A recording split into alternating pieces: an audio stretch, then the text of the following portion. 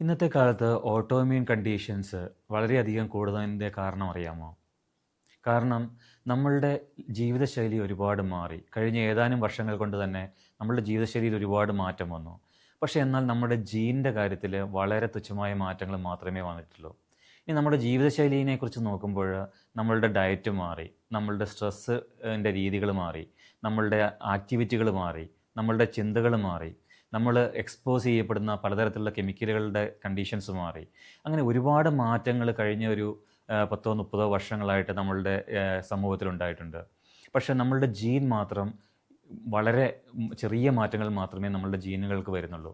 അതുകൊണ്ട് തന്നെ നമ്മളുടെ ലൈഫ് സ്റ്റൈലിലുണ്ടായിരിക്കുന്ന മാറ്റം നമ്മളുടെ ജീനിനെ ഓട്ടോഇമ്മ്യൂണിറ്റിയിലേക്ക് ട്രിഗർ ചെയ്യുന്നതിന് ഒരു പ്രധാനപ്പെട്ട കാരണമാകുന്നുണ്ട്.